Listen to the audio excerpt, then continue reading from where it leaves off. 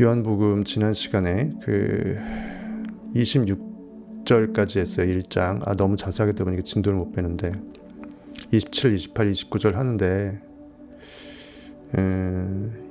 26절까지 가는데 일단 또 까먹었죠. 한참 지나서 까먹었으니까 1장 1절부터 28절까지 한번 훑어서 읽어볼게요. 전체가 연결이 되기 때문에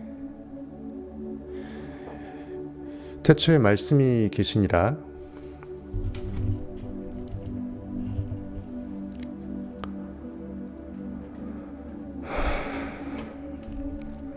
마음 강하고 뭐 없어요. 그냥 여태까지 내 마음에서 시키니까 이렇게 여기까지 왔는데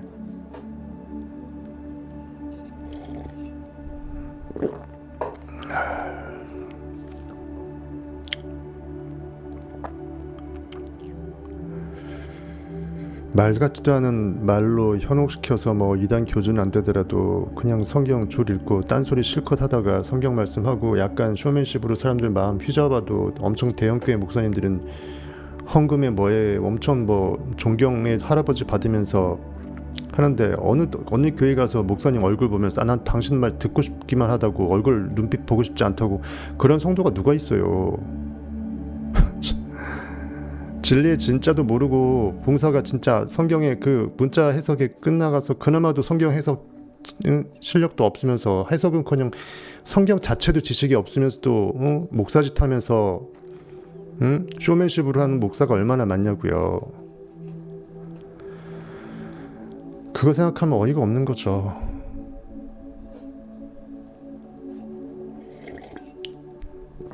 그냥 초교파로 무슨 하나 재단법인 만들어서 차라리 그 조그만한 그 다락방 같은 교회에서 제가 차를 했었으면은 어쩌면 더 폭발적일 수도 있어요. 기존 교회가 뒤집어지겠죠.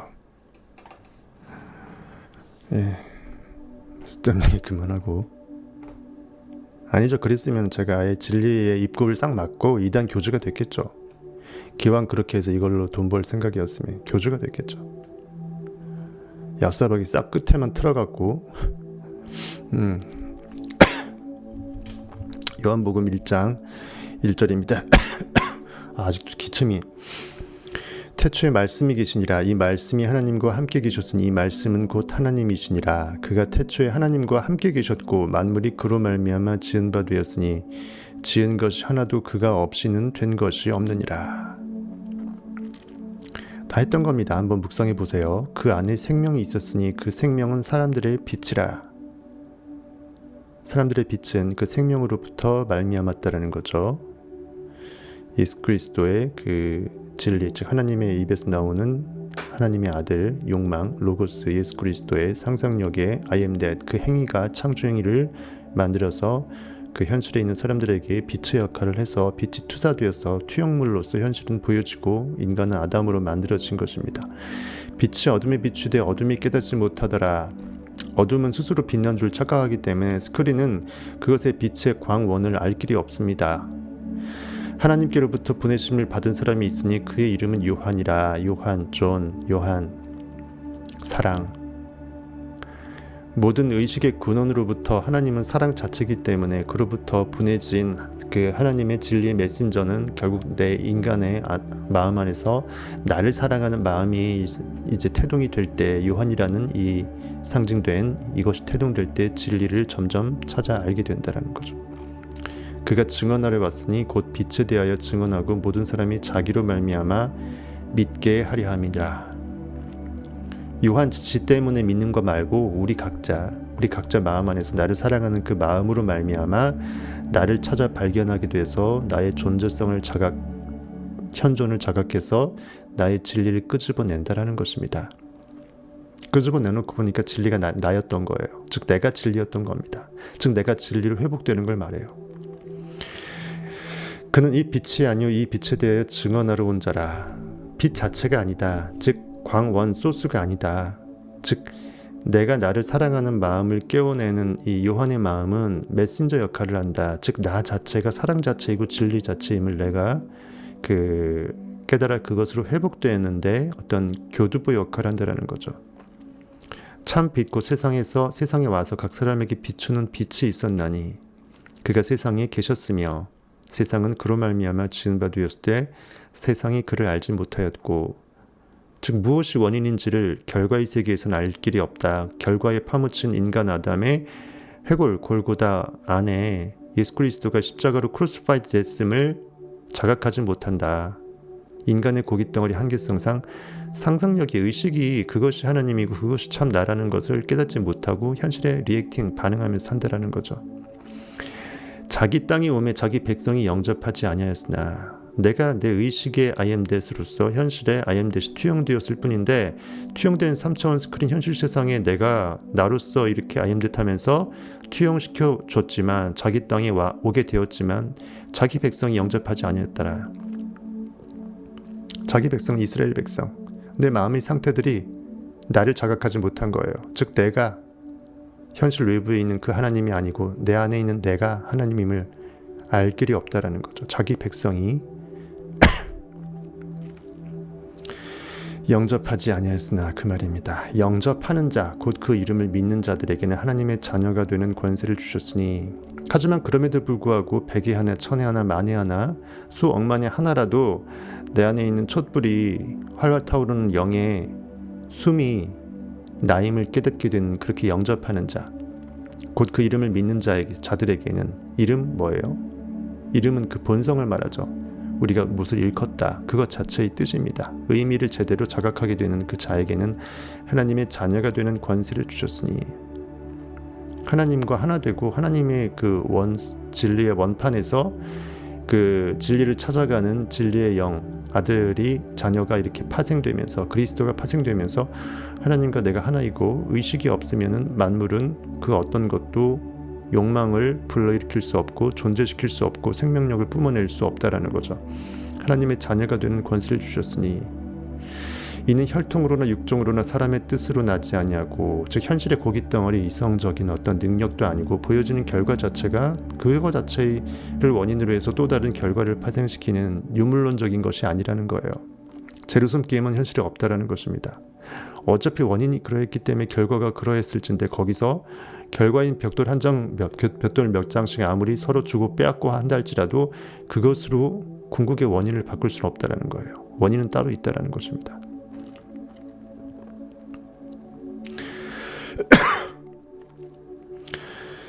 이는 혈통으로나 육종으로나 사람의 뜻으로 나지 아니하고 오직 하나님께로부터 난 자들이니라. 즉 의식 원인 세계로부터 창조된 그 욕망이 하나님의 아들로 믿음의 힘을 힘입어서 I am that 해서 현실을 그렇게 만들었다라는 거죠.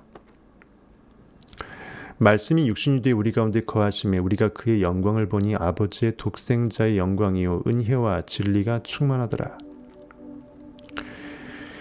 우리 의식 안에 깨어나는 그 욕망의 말씀은 우리가 하나하나 뭔가 무엇을 원하게 되고 구하게 되고 그것을 믿어내게 되고 그 가운데 나의 존재를 자각하는 이러한 연속된 I am that, 연속된 물로 포도주를 만드는 이 상상의 무한 사이클의 의식의 팽창, 그것은 그 자체가 진리일진데, 그래서 그것은 육신이 되어서 현실에 투영되는데, 말씀이 육신이 되어 우리 가운데 거하시게 되는데, 우리 안에 말씀 그리스도 하나님이 나 자체가 되어서 나를 만들어내시는데 우리가 그의 영광을 보니, 내 안에는 의식의 영광스러움을 우리가 찬양할진데 그렇게 찬양하다 보니까 아버지의 독생자의 영광이더라.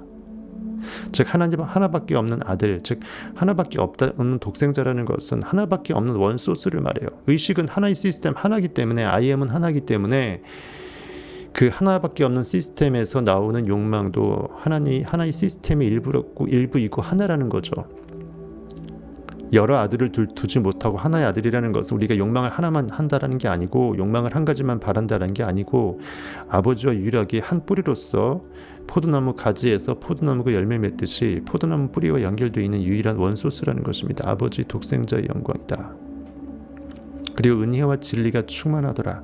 이것이 바로 고기 덩어리 아담 입장에서는 내가 현실에서 살다가 태어났다가 죽고 이것이 아니고, 내가 영원하신 의식의 영존자였음을 은혜 입은 거죠. 내가 고기가 아니고 하나님을 깨닫게 되는 것은 하나님이 내가 되어주셨기 때문에 가능했던 거죠. 하나님이 아담 안에 들어오지 못했다면 아담은 그 하나님으로 비롯되었음을 알 길이 없었을 것이고, 그냥 아담은 그냥 곡물 고깃덩어리 유기물로 그냥 흙으로 돌아가는 것으로 끝나죠. 그러니까 은혜입니다. 그리고 이것 자체가 참 진리고 하나님의 언약이고 부활이 택정되어 있는 맹약이기 때문에 은혜와 진리가 아주 충만하더라.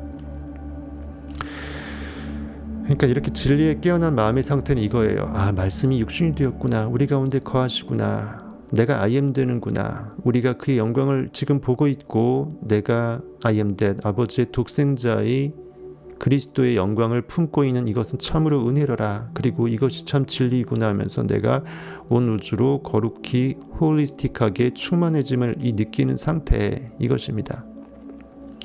요한이 그에 대하여 증언하여 외쳐 이르되 내가 전에 말하기를 내 뒤에 오시는 이가 나보다 앞서는 것은 나보다 먼저 계심이라 하는 것이 이 사람을 가리킴이라 하니라. 시간순으로는 의식이 진리로 깨어나는 것은 나중이지만 나중된 자가 사실은 먼저 된 거죠. 즉 나중 깨어나게 될 내 안에 있는 용만 그리스도 I am 그리스도가 깨어나는 진리는 원래 존재했고 영원히 세계에 차원적으로 보다 원소스인 원인 세계로서 존재하기 때문에 그것이 먼저라는 거죠. 시간순으로 결과가 먼저 나타난다고 해서 현실에서는 그것을 먼저라고 하지만 아예 차원 자체가 다른 원차원 보다 원인 세계의 차원인 의식의 세계, 항상 현재로서만 존재하는 지금 이 순간으로만 존재하는 그 영원의 세계가 그러했기 때문에 결과가 그러했다라는 것을 이제 선후관계, 인과관계로 두고 본다면 그것이 결국은 나보다 먼저 계심이라. 내가 진리의 표지판으로 현실에서 지성이 깨어나서 영성을 자각해서 아 그것이 진리구나라고 깨닫는 그 순간이 세리 요한이라면 그보다 이미 진리는 먼저 존재했다라는 거죠. 발견되어졌을 뿐이라는 거예요. 원래 있었다라는 것입니다. 시간순으로 뭔가 나중에 나타나지만 근원적으로는 원래 있던 거고 그것이 나의 의식의 원판이라는 거예요. 우리가 다 그의 충만한 데서 받으니 은혜 위에 은혜로라. 그의 충만한 데서, 그러니까 예수 그리스도가 충만하다는 것은 욕망이 온 우주에 I am 듯하면서 나는 그이라 하면서 온 우주에 완벽하게 거룩함으로 전체로서 양자장을 지휘하게 되니까 그 충만함 자체가 나의 나됨이고 그것이 참 은혜 위에 은혜를 계속 더하는 상태일 수밖에 없다라는 거죠. 아무리 말해도 은혜라는 말로는 더 이상 은혜의 진짜 느낌을 못 살릴 것 같으니까 은혜 오브 더 은혜 계속 따따따블로 증폭되는 너무나 감사한 찬양할 수밖에 없는 은혜이라는 거죠. 내 안에서 진리가 원래 있었고 진리가 깨어나 줬기 때문에 내가 알게 되는 것이지 결코 내가 머리로 지적 대상의 유희로 헬라인들, 그리스인들로 비춰진 그 성경에서의 그 상징처럼 우리가 뭔가 지적인 유희로 탐구해서 탐구해지는 게 아니라는 것입니다. 학문의 대상이 아니라 진짜 나의 존재의 자각의 대상이기 때문에 인간의 진정한 실제의 실존 자각은 단순히 학문의 대상이 아니라는 거예요. 객체가 될 수 없고 나 자체 주체이기 때문에 단순히 그냥 대상으로 전락시킬 수 없는 그것을 넘어섰다라는 것입니다. 율법은 모세로 말미암아 주어진 것이요 은혜와 진리는 예수 그리스도를 말미암아 온 것이라. 표면적인 어떤 성경 문자, 율법, 그리고 돌판에 새겨진 십계명의 문자, 그리고 그 모든 율법들, 그리고 그 구약시대 때의 그 모든 이런 것들, 이야기들, 그 모든 것들이 그 이면에 있는 진리를 가리키기 위해 숨겨놓은 그 어떤 보자기처럼 마치 밥상이 있으면 보자기로 밥상을 덮어놓잖아요. 그런 역할인데 그것 자체가 진리 자체는 아니고 진리를 가로막고 있는 우물의 돌이다, 바위다. 그것을 제거할 수 있는 눈이 있어야 진리가 비로소 보이는데 이 율법은 모세가 만들었다고 하는 그 모세의 율법이잖아요. 즉 율법, 성경에서 율법이 모세로 말미암았다고 하신 것처럼 율법은 모세로 말미암아 주어진 것이요. 즉 성경에서 그렇게 이야기 스토리가 텔링되었다는 것은 성경 저자가 그것을 비유 상징의 은유로 보자기로 덮어놓은 그 보자기 자체이지 보자기를 들추어낸 그 이면에 밥 자체는 아니라는 거예요. 비유하자면. 율법은 모세로 말미암아 주어진 것이요 은혜와 진리는 예수 그리스도로 말미암아 온 것이라. 즉 눈에 보이지 않는 영 자체가 진리이기 때문에 그것이 예수 그리스도이기 때문에 그것이 참 은혜이기 때문에 이것으로부터 우리는 그 보자기를 들추고 밥상에 밥을 제대로 떠먹을 수 있다는 것입니다. 진리의 우물을 길어내려면 그 우물 입구를 막고 있는 돌덩어리가 입구임을 알아야지 그것을 이제 도어를 오픈시킨다라는 거죠. 안 그러면 그거 자체가 진리가 돼버려서 그 돌덩어리에 갇힌 돌덩어리가 되는 거예요. 바보가 되는 것입니다. 본래 하나님을 본 사람이 없으되 아버지 품속에 있는 독생하신 하나님이 나타내셨느니라. 하나님은 이 두 가지 뜻이 하나님을 본 사람이 없다라는 것은 표면적으로는 일단은 인간은 고깃덩어리는 3차원 스크린 가운데 가둬진 상태에서 스크린 속에서 결과물 가운데 그 원인을 찾아낼 수 없다. 즉 하나님 영이기 때문에 눈에 보여진 비주얼라이징된 그 현현된 그 결과물 가운데서 그 영과 진리를 아무리 찾아도 예수 그리스도는 안 나타난다 이 뜻이고, 그 다음에 또 깊이 들어가 보게 되면 하나님을 본 사람이 없으되, 영적으로 봐도 하나님은 고기가 아니고 영이기 때문에 하나님은 얼굴이 없다라는 거죠. 얼굴이 없는데 유일하게 자각은 할 수 있다. 왜? 나니까. 거울을 안 봐더라도 우리의 얼굴이 어떤지 모르더라도 내가 존재하는지는 내가 의식으로 알잖아요. 즉 영이, 얼굴도 형체도 없는 영이 거울을 보고 자기의 모습을 볼 수도 없을 뿐더러 자기가 혼자밖에 없기 때문에 유일하게 하나의 법칙인 진리가 자기 얼굴을 대면할 일이 없다. 왜? 둘일 수 없기 때문에. 서로 봐줄 수 있는 제3자가 없기 때문에 내 얼굴을 누가 봐줄 수도 없고, 나 또한 내 얼굴을 직접 볼 수가 없다. 즉 본래 하나님을 본 사람이 없다. 현실에서도 하나님은 존재할 수 없고, 영으로 우리가 판별한다 한들 내가 현존으로 하나님임을 자각할 수는 있겠지만, 그것을 이제 비유해서 이제 고대 선현들은 뒷모습은 볼 수 있지만 앞모습은 볼 수 없다라고 비유한 거거든요. 뒷모습은 볼 수 있다라는 것은 내가 존재함을 내가 마치 뒷모습 보듯이 자각할 수 있다라는 걸 뜻하고, 앞모습 얼굴은 볼 수 없다라는 것은 내가 나의 얼굴을 어떻게 봐요? 불가능하다라는 것입니다. 그만큼 영은 하나밖에 없는 유일한 더 원리스, 온 우주로 꽉 차 있는 그 느낌을 내가 느낄 수는 있지, 내가 이거를 지구를 그 온 우주를 그 영을 반으로 딱 잘라갖고 반토막끼리 서로끼리 이제 거울 보듯이 봐줄 수는 없다라는 것입니다. 어쨌든 이건 말로 설명하기 힘든 되게 진리가 복잡하게 엮여 있는 그 심플한 단어입니다. 본래 하나님을 본 사람이 없으되. 이것만으로도 벌써 하룻밤 새갖고 여러분들하고 얘기 나눌 수 있어요.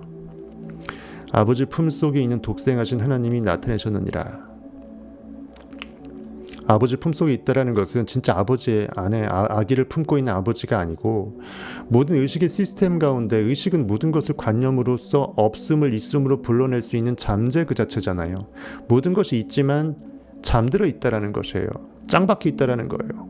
점으로 회귀되어서 그 모든 있음의 확장으로 퍼져나갈 수 있다라는 거예요.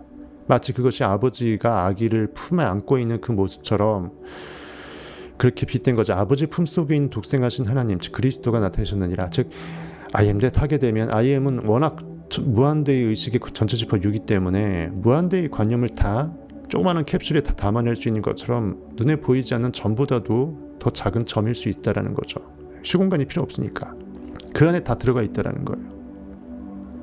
아버지 품속에 독생하신 하나님, 즉 I am이 무엇을 원하는지, I am that 3천억 원의 부를 원하는 상태면 나는 3천억 원의 부자라고 해서 그 상태를 상상하게 되면 그 상태가 아들 노릇을 해갖고 현실에 나타난다는 거예요.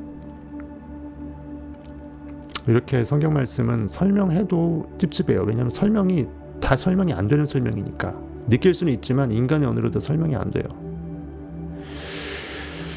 그래서 여러분들은 스스로 느끼는 연습을 할 수밖에 없어요. 이 느낌에 이렇게 연습이 증폭이 되면 결국은 여러분의 영은 깨어나서 굳이 청변 해석이 필요 없어집니다. 스스로 더 디테일한 것을 느껴낼 수 있게 되기 때문이에요. 본래 하나님을 본 사람이 없으되 아버지 품속에 있는 독생하신 하나님이 나타내셨느니라. 우리가 하나님이 존재하는지를 뭘로 자각한다?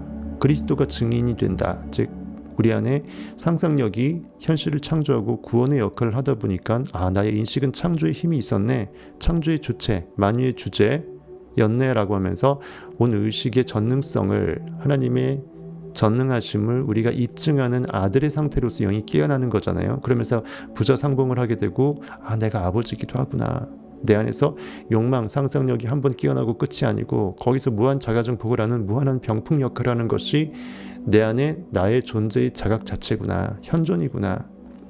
거기에 내가 무엇을 있음으로 없음에서 불러낼지는 내 현존 마음이구나. 하나님께서 허락하지 않으시면 우리 인간은 어떤 것도 욕망할 수 없고 상상할 수 없구나. 내가 왜 원하는지도 나는 모를진데 그 안에 있는 내 안에 있는 내부 자아의 근원적 참 자아가 나를 원하게 하니까 나는 그것을 원할 수 있을 뿐이고 그것을 믿어낼 수 있을 뿐이구나. 그것을 느껴낼 수 있는 상태로 된다라는 것입니다. 그것이 본래 하나님을 본 사람이 없을 때 아버지 품속에 있는 독생하신 하나님이 나타내셨느니라. 지난 시간에 했던 거지만 또 다르게 해석을 또 제가 압축해드리죠. 맛이 달라집니다. 유대인들이 예루살렘에서 제사장들과 레위인들을 요한에게 보내어 내가 누구냐 물을 때 요한의 증언이 이러하니라. 요한이 드러내어 말하고 숨기지 아니하니 구약이 아니고 신약으로 선회됐고 확실한 표지판이 확실해졌다. 숨기지 않는다. 내가 진리가 무엇인지 확실히 알게 되었다는 것이에요. 드러내어 하는 말이 나는 그리스도가 아니라 하신데 내가 진리를 깨닫게 된 그 상태가 자체가 진리는 아닌 것이다. 즉 깨달음의 표지판 역할일 뿐이다. 거기서 진짜 그 상태로 넘어가줘야 된다. 3차원에서 4차원의 완벽한 영혼의 세계로서 현실을 개무시할 수 있어야 된다는 거죠. 근데 아직은 제가 그게 안 되네요.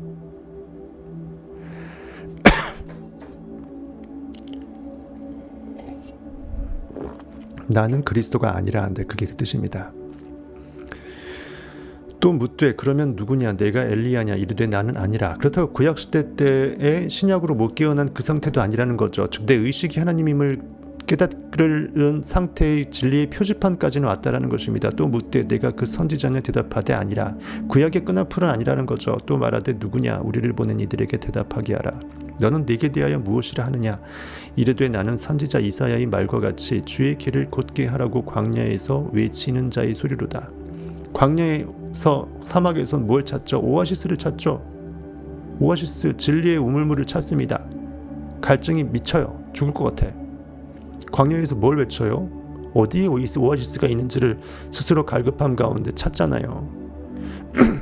그 광야에서 외치는 자의 소리가 오아시스가 어디에 있는지 그 표대 역할에서 여기 있구나 여기 있구나라면서 내가 스스로 가리키면서 내 안에서 진리를 가리키는 표대 역할로 표지판 역할로 그 영적 지성이 깨어나는 거예요. 아 하나님은 현실에서 존재할 수 없구나. 아우구스틴수가 고백록을 통해서 고백했던 것처럼 제가 그렇게 하나님을 흠모하면서 찾아다녔던 그곳에는 결국 존재하지 않았고 내가 상상할 수 없었던 숨겨진 그곳에서 하나님은 나로서 존재하셨군요. 그 고백했던 그 말 그대로. 그들은 바리새인들이 보낸 자라. 현실에서 보여지는 것에 반응하고 남이 어떻게 볼까를 더 생각하는 바리새인들이 의식하는 마음 입장에서는 내 안에서 깨어난 진리가 너무나 당황스럽기 때문에 내 안에 있는 진리를 가리키는 표지판 역할하는 세례 요한한테 물어보라고 한 거예요. 내 마음 세포들한테. 또 물어 이르되 내가 만일 그리스도도 아니요 엘리야도 아니요 그 선지자도 아닐진데 어찌하여 그래 이도저도 아니고 너는 뭐냐? 왜 세례를 베푸냐? 왜 스스로 의식을 정화시키는 그 IM을 계속 묵상하느냐 이거예요. 진리로 깨어나기 위해서 묵상하는 거라는 거죠. 요한이 대답하되 나는 물로 세례를 베풀거니와 즉 나는 물 의식 자체를 정화의 대상으로 주체로서 나 자신을 정화시키는 그 맑히고 밝히는 정화 순간의 상태에 있다. 아직은 완벽하게 IM으로 넘어가서 예수 그리스도 자체가 된 것은 아니다. 진리 자체가 된 것은 아니다라는 거죠. 너희 가운데 너희가 알지 못한 한 사람이 섰으니 즉 내 마음의 세포들 현실에 있는 이성적 자들한테 얘기하는 거죠. 그리고 내 마음의 어떤 사람들한테 이제 내가 나로서 진리로 깨어나게 되면 더 이상 세례 요한의 상태가 아니라 예수 그리스도 상태로 이제 곧 넘어갈 것이기 때문에 주의 길을 곧게 예비하라고 준비시키면서 나의 의식 자각의 세포들한테 확성기를 대고 명하는 거예요. 이미 내 안의 진리가 곧 쓰게 될 것이다. 너희가 알지 못하는 아직은 우리가 진리 자체가 안 되었기 때문에 머리로만 알기 때문에 그 존재가 이미 나는 그가 되었음을 계속 I am that 하면서 내가 그리스도임을 느껴내고 믿어내는 그 순간이에요. 너희가 알지 못하는 즉 내 의식 상태가 완벽하게 그 상태로서 깨어나지 못했지만 그 상태가 되기를 부단히 정화시키고 느끼고 믿어내려고 하는 그 상태예요. 너희가 알지 못하는 한 사람이 섰다. 즉 이미 있다라는 거죠. 진리는 이미 있고요. 진리는 이미 영혼의 세계에 원래 있었고 하나님은 원래 영존하신 분입니다. 없던 예수가 만들어지는 게 아니라는 거예요. 즉 없던 법칙이 만들어지는 게 아니고요. 나는 법칙 자체였으면 만고불변의 원래 진리였다라는 거예요. 한 사람이 있었으니 곧 내 뒤에 오시는 그이라. 나는 그의 신발끈을 풀기도 감당하지 못하겠노라 하더라. 이 일은 요한이 세례를 베풀던 곳 요단강 건너편 베다니에서 일어난 일이니라. 한번 쑥 읽기만 하려고 했는데 쓸데없이 말을 너무 많이 했으면 넘어가시죠. 이렇게 해서 우리 오늘 마지막 부분을 하는데 그 전에 지난 시간에 너무 급하게 마친다고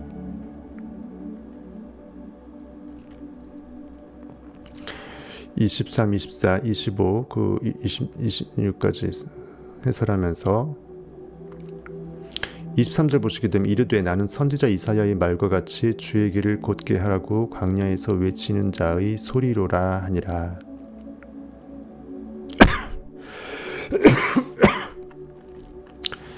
그 최덕신 주찬양 3집에 나오는 나는 소리요 빈들에서 외치는 소리요 그 찬양자가 있다 그랬죠. 우리 같이 불렀던 적이 있습니다. 현실 시공간 3차원의 거친 인생 광야에서 그 모세가 이스라엘 백성 이제 이집트에서 탈출시키면서 광야에서 불뱀에 물리니까 놋뱀을 장대 위에 매달아 들어올려서 보라고 해서 그 불뱀을 이겨내잖아요. 그 뱀은 상상력이고 스스로가 허물 벗듯이 계속 나날이 확장되는 의식의 그 증폭 상태를 상징하는데 내가 상상력인데 현실에 상상당하면 불뱀에 물린 것이 되어버려요. 그래서 내가 놋뱀을 다시 들어올려서 그걸 바라보게 되면 나는 상상력이구나. 내가 뱀인데 왜 현실에 떨어져 있느냐. 내가 상상력인데 왜 상상력한테 물려 죽냐. 왜 내가 현실에 상상당하냐. 그러면 안 되겠다 해서 불뱀에 물린 부분이 치유가 되죠. 모세가 불뱀에 물린 이스라엘 백성들을 위해 놋뱀을 장대 위에 매달아 위로 올려서 모두가 바라보게 했듯이 모두가 바라본다라는 것은 이스라엘 백성 우리의 모든 마음의 세포들이 내 안에 있는 IM의 하나로 모두어지는 상태예요. 한 몸, 한 진체의 힘을 깨닫는 것이에요. 진리의 세포가 떨어져 있는 것이 아니고 사실 하나인데 자각을 하지 못했기 때문에 의식이 100%가 안 됐기 때문에 온갖 현실의 잡다한 생각으로 매몰되어 있기 때문에 나의 존재를 하나로 모두내지 못한 상태에서 놋뱀을 장대 위에 들어올려서 높이 바라보는 것이에요. 그러면 이제 현실에서 반응당했던 불뱀에 물렸던 내 마음의 상처가 치유가 되고 현실을 무시할 수 있는 힘이 생기죠. 그걸 말하는 것입니다. 현실에 대한 반응체로부터 스스로 상상하는 액터로 전환시키는 이런 터닝포인트적 관점에서 이 세례 요한의 역할을 상징하는 것이에요. 거기서 불뱀에서 놋뱀으로 전환되듯이 그것처럼 세례 요한을 통해서 내 안에 있는 그 그리스도를 브릿지 연결시키는 역할을 한다는 것입니다. 그들은 바리새인들이 보낸 자라. 즉 현실 보이는 것이 전부인 팩트 지상주의자, 외식주의자. 바리새인들이 누룩을 주의라고 했죠. 누룩은 이제 빵을 부풀어 오르게 하는 것입니다. 나는 진짜 이만큼인데 이만큼인 것처럼 보이고 싶은 남이 나를 어떻게 볼까? 내가 이렇게 기도할 때 남들은 어떻게 할까? 교회에서 기도 멘트 이렇게 할 때 조금 더 멋지게 보일까? 거룩하게 보일까? 진짜 내 내심이 그것을 믿음으로 성취 결과 위에서 느끼면서 몰입하는 영적 기도 예배의 몰입이 아니라 찬양과 감사의 예배가 아니라 남이 나를 어떻게 볼지 내가 명색이 장로인데 안수 집사인데 내가 기도 잘한다고 칭찬받을지 뭐 이런 것들 예를 들어서 다른 사람들 눈에 자신이 어떻게 보일지가 더 중요한 그런 의식 상태 즉 내 안에 IM의 현존 몰입에 제대로 몰입할 수 없는 정신이 이제 바깥으로 확산된 상태를 말해요. 보이지 않는 영의 세계에서 그리스도를 발견할 수 없는 성경 문자 해석주의자라고 볼 수 있겠죠. 철저하게 성경을 그 학문의 대상처럼 지적 유의의 대상처럼 지식의 대상처럼 겉표면적으로 이것이 뭐 역사적으로 어떻고 그것이 뭐 BC 몇 세기였고 뭐 그때 그 고대의 중근동의 그 문화가 어땠고 뭐 포도주가 뭐 음식 뭐 음료수 대용으로 먹혔고 뭐 이런 것들 쓰잘데없는 얘기들 하는 거죠. 25절 또 물어 이르되 네가 만일 그리스도도 아니요 엘리야도 아니요 그 선지자도 아닐진데 어찌하여 세례를 베푸느냐. 아까 말했습니다. 물로 세례를 베푼다는 의미는 스스로 부단히 현실 반응 의식을 정화시킴으로써 보이지 않는 것을 믿음의 눈으로 보고 싶지 않은 현실에 있는 결과물들은 반응하는 것을 멈추고 이런 것들이죠. 이렇게 보고 느끼는 상상력을 키우는 과정, 즉 스스로의 의식이 창조주 하나님이자 그리스도 구원자임을 깨닫게 되는 과정에서, 즉 스스로의 영이 영을 깨우는 그리스도, 스스로의 영이 영을 깨우는 거예요. 즉 철이 철을 날카롭게 한다고 성경이 돼 있잖아요. 즉 지혜가 지혜를 더 지혜롭게 합니다. 진리가 진리를 더 진리되게 만들어요. 더 스스로를 끄집어내는 확장, 자가증, 복성을 말하는 거죠. 우리가 진리를 사모하면 내가 진리가 되어버리는 것입니다. 그리고 사모한 만큼 진리가 되어서 더 큰 것을 진리를 사모하고 싶어지게 돼요. 그러면서 더 큰 진리를 바라봅니다. 더 깊은 부분을 보려고 해요. 더 양파 껍질을 무한으로 더 벗겨내고 싶어지게 합니다. 벗겨낸 만큼 더 볼 수 있는 능력이 생기기 때문이죠. 스스로 영이 영을 계속 깨워내는 것이에요. 즉 내가 스스로 내 골깃덩어리 해골 골고다 언덕 안에서 다윗이 여기로 삐집고 나왔잖아요. 그 네부갓네살 부활해서 딱딱한 그 해골 뚫고 들어갔으니까 밑으로 나올 수밖에 없잖아요. 물렁물렁하니까 이쪽으로 이제 나오는 거죠. 그것처럼 내가 결국은 나오지 않을 수 없는 진리 자체라는 거죠. 진리라는 것은 자유함인데 어디에 속박돼 있으면 더 이상 진리가 아니잖아요. 그러니까 어디에 갇힌 무덤에서 항상 삐져나오려고 하는 증폭성이 있어요. 그것이 바로 영이 스스로 영을 깨우는 상태로 비틀 수 있고, 스스로 영이 영을 깨우는 어떤 그리스도 성령으로 불로 세례를 주는 그리스도 영으로 깨어나고자 하는 어떤 예비 단계라고 볼 수 있어요.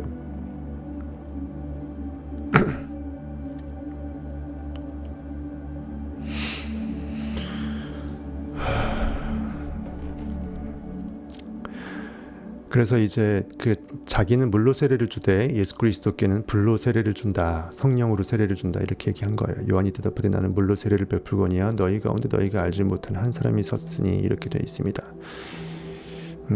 아까 저 설명을 해드렸던 거고요.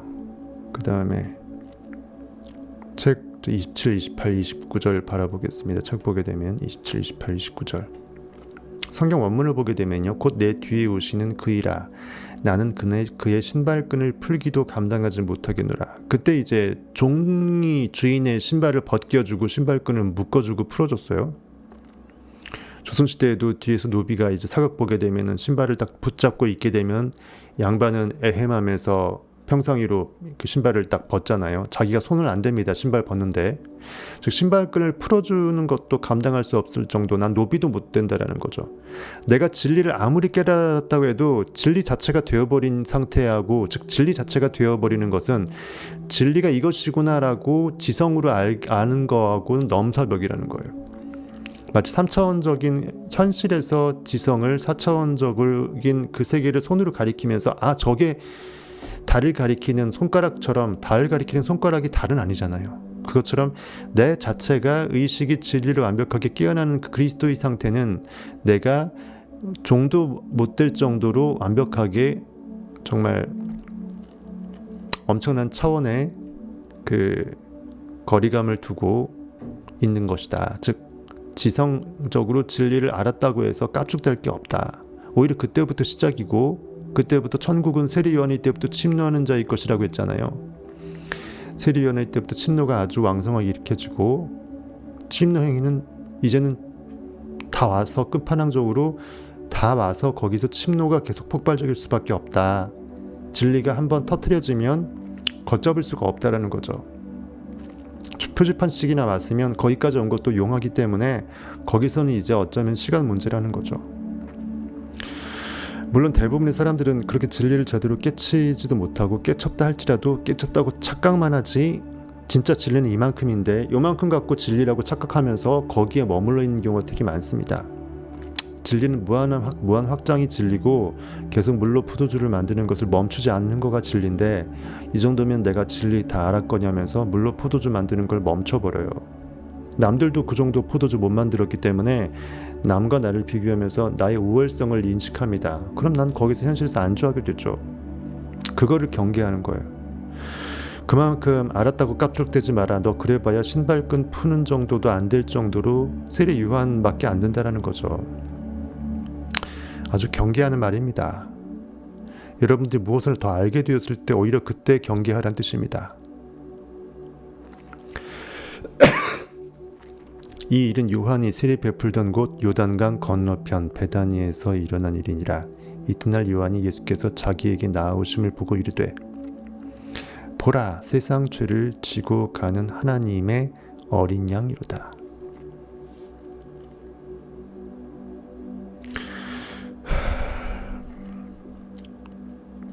세례를 받으러 오잖아요. 이튿날 예수께서 자기에게 나아오신다.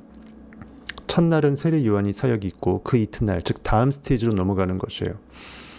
내가 이제 진리의 표지판으로 깨어난 그 시점에서 그 다음 그 연극의 막으로 넘어가려면 나는 진리가 되어야 돼요. 즉 예수 그리스도한테 세례를 베풀어서 바통을 타치해야 돼요. 즉 의식이 세례 요한에서 예수 그리스도로 넘어가는 것을 상징해서 마치 이제 물을 끼얹어 갖고 예수의 머리에 세례를 베푸는 것처럼 의인화시킨 것입니다.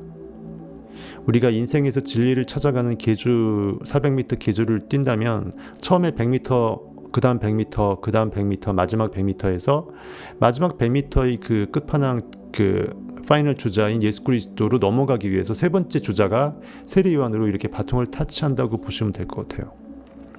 예수께서 자기에게 나아오신다. 세례 요한에게 나아오신다. 즉 이제 나의 예수 그리스도로서의 신약성경, 우리 삶의 두루마리, 새로운 뉴테스터먼트에서의 삶의 두루마리에서 내가 깨어나서 공생애로서 내가 그리스도로 사역해서 이제 완벽하게 끝판왕을 찍고 부활을 해야 된다라는 것으로 나아온다라고 비유된 것입니다. 보고 이르되, 나아오심을 보고 이르되 보라 보라. 영이 깨어날 상태에서 항상 성경에서는 보라라는 말을 많이 써요. 뭐를 가리키면서 그것을 보라라는 것은 3차원 시공간에서 어느 방향을 보라라는 게 아니고 영이 더 깨어나서 더 깨어난 저 상태를 더 지향하면서 바라보는 의식의 눈을 더 일깨워라 이거죠. 보라, 세상 죄를 지고 가는 하나님의 어린 양이로다. 세상의 죄는 누구예요? 아담의 죄예요.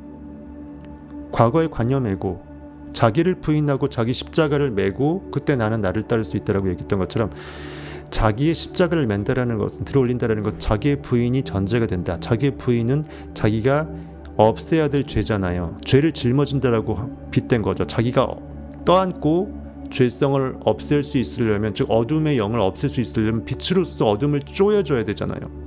그러니까 그리스도만이 현실에서 I am that으로 나를 부활시킬 수 있는 영적인 부활의 스테이지이기 때문에 세상 죄를 지고 가는, 그동안 내 현실에 있는 세상의 에고 관념으로부터 나를 탈피시킬 수 있는 나의 구원의 의식 상태를 그리스도를 빗대서 세상 죄를 지고 가는 하나님의 어린 양이로다. 어리다라는 것은 이제 영적 욕망이죠. 어리다라는 것은 이제 막 태동됐다라는 거예요. 이제 그것이 부르르 떨면서 하늘로 용솟음치는 하나님 의식 시스템에서의 어린 욕망, 하나님의 말씀이다라는 거죠. 하나님의 그리스도라는 거죠. 이렇게 보시면 될 것 같습니다. 저기 조세 머피 책 보시게 되면요, 내 뒤에 오시는 그분은 나보다 앞선 분이며 나는 그분의 신발끈을 풀 자격도 없느니라고 하더라. 이런 일들이 요단강 건너편 베다니에서 있었으니 그곳은 요한이 침례를 주던 곳이더라. 그 다음날 요한이 예수께서 자기에게 오시는 것을 보고 말하기를, 보라, 세상 죄를 제거하는 하나님의 어린 양이라. 27절에서는 현재의식이 깊은 마음인 주관적 자의 신발끈을 풀 수 없다는 것을 설명한다. 어렵게 설명해놨네요. 아까 제가 말씀드린 그걸 해석하시면 됩니다. 그러니까는 고깃덩어리적인 영적 지성은 아무리 끼어나봐야 고깃덩어리적 지성이기 때문에 3차원적 지성이라는 거예요. 영이 이거구나라고 해서 영의 세계를 가리켜서 그것을 바라보고는 있지만 그걸로 넘어가지는 못한 상태예요. 즉 우리 의식 상태를 본다면 현재의식과 잠재의식에서 아무래도 현실 이성 오감적인 현재의식적인 마음에서 이 방향이 잠재의식이구나 하면서 잠재의식을 가리키고 있는 현재의식이라고 빗댈 수 있겠죠. 그래서 현재의식이 깊은 마음인 주관적 자, 즉 잠재의식으로 완벽하게 합일되어서 그것이 나의 구주구나라고 그것 자체로서 완벽하게 내 주체가 변해버리는 거. 내가 더 이상 현실의 눈을 감고 완벽한 하나님의 전능하심으로 가장 좋은 것만 황금률로 느껴내면서 나는 항상 그 자체로서 IM을 추구하는 그 상태로 넘어가는 과정에서 손가락을 가리키면서 이것이 유레카 외치면서 진리는 내 안에 있었구나, 파랑새는 내 안에 있었구나, 그것을 내가 영으로 깨어나기를 소망하면서 지성에서 영성으로 넘어가는 그 뭐라고 해야 되나요? 그 다리 역할을 한다라는 거예요. 가교. 그래서 이것을 저희 조세 머피는 현재의식이 깊은 마음인 주관적 자의 신발끈을 풀기에도 하지 못할 정도로 넘사벽의 갭을 아직은 갖고 있다라는 거죠. 나는 주관적 자아가 영적으로 교만하지 말라는 거예요. 나는 주관적 자아가 단순히 잠재의식을 의미하는 것이 아니고 신의 존재나 우리 안에 있는 나, I am을 의미한다고 생각한다. 발은 이해를 상징하고 신발은 발을 덮는다. 여호수아한테 하나님께서 얘기했잖아요. 네가 밟는 그 땅을 전부 너에게 주리라. 밟는다라는 것은 이제 발바닥으로 모래 백서정에 느끼는 거잖아요. 즉 우리가 느낌 가운데 느낌을 머금어낸 그 의식의 상태만 내 것이 되잖아요. I am 대시 되니까 그걸 상징하는 거예요. 근데 이제 신발이라는 것은 현실에 이렇게 흙에 묻어 있는 거니까 현실이라는 그 결과에 그대로 이제 맞닿아 있는 흙이 묻을 수 있는 신발이라는 거죠. 근데 그 신발을 끈을 맨다라는 것은 상징적인 거죠. 현실에서 반응당하지도 않고 신발에 그에 묻은 흙더미에 몸이 오염되는 것을 막기 위해서 신발은 필요하지만 그러면서 신발에 너무 의존해 버리게 되면 내가 스스로 온전해질 수 있는 의식의 세계로서 몰입할 수가 없다는 거죠. 신발은 되게 애매한 역할이에요. 신발이 있음으로써 발을 편안하게 땅을 막 밟아내고 더러운 물질들을 묻혀낼 수 있지만 그것을 너무 의지하다 보면 발의 그 신체 일부로서의 의식의 그 순수성을 결여시킬 수 있다는 것입니다. 되게 복잡한 말이에요. 이것만 얘기해도 여러 말들이 많을 수 있었는데 너무 의미 없으니까 넘어가죠. 발은 이해를 상징하고 신발은 발을 덮는다. 다시 말해서 현재 의식은 인간 내부에 있는 무한한 지혜와 지성의 행동 방식과 창조의 비밀을 알 수가 없다. 그 방식은 알아챌 수가 없다. 로마서 11장 33절 참조라고 되어 있습니다. 한번 볼까요?